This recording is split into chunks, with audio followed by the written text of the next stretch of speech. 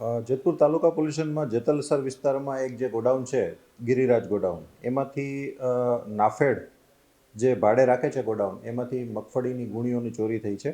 જે બનાવ આશરે 7-8 મહિનાથી થોડી પેલામાં ચોરી કરી અને આ લોકો વેચતા હોય છે એવી પ્રાથમિક દ્રષ્ટિએ અમને જાણવા મળેલ છે.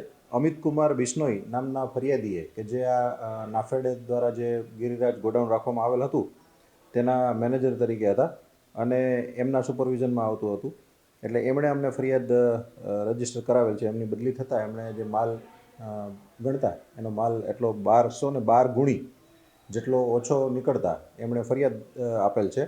અને પ્રાથમિક દ્રષ્ટિએ ચોરીની જે શંકા જતા ત્યાં જ મિહિર વેકરિયા, બિપિન મકવાણા, એ બંને મિહિર વેકરિયા છે એ ત્યાં જ સિક્યુરિટીનું કામ કરતો હતો અને બિપિન કરીને છે છોકરો, એ બાજુના ગોડાઉનમાં એક પેલામાં સિક્યુરિટી તરીકે કામ કરતો હતો.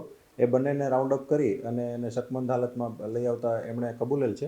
અને એમની સાથે જયમીન બારૈયા અને સહજ તારપરા એ પણ ઇન્વોલ્વ છે. આ લોકોએ સાથે મળી અને થોડા અંતરે મગફળી ત્યાંથી કાઢી અને અન્ય જગ્યાએ વેચી અને એમાંથી નફો મેળવેલ છે. આ આખા પેલા છે એનો ઘટસ્ફોટ થતાં આ તમામ ચારેય આરોપીઓ પાસેથી આટલી હકીકતો અત્યારે પ્રાથમિક ઇન્ટ્રોગેશન ચાલુ છે. એટલે એના ઉપરથી અમે કહી શકીએ કે આ 1212 ગુણી કે જેની 31 લાખ જેવી કિંમત છે તે આ 4 આરોપીઓ દ્વારા લઈ લેવામાં આવેલ છે.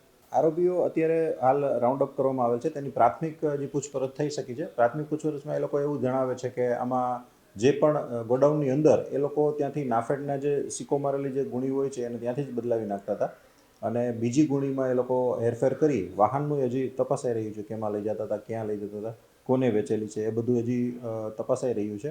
આરોપીઓ હજી હાલ રાઉન્ડ અપ થયેલા છે. હજી એને ધોરણસર અટક કરતા પહેલાં એમની પાસેથી વિગત તપાસાય અને કઈ રીતના ક્યાં મુદ્દામાલ છે, ક્યાં વેચી નાખેલ છે કે કઈ રીતનું એમની પાસેથી રિકવર થાય તે હજી ચાલુ છે. જે આ લોકો આરોપી તરીકે જે છે અત્યારે એ વેચાણ જેને કરતા હતા એમનું જો મેલાફાઈ ઇન્ટેન્શન હશે આમાં તો એમની વિરુદ્ધ કાર્યવાહી કરવામાં આવશે.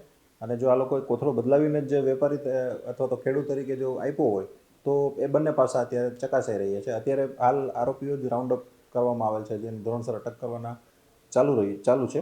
એટલે વધુ વિગત એમની રિમાન્ડ દરમિયાન ખુલવા પામશે.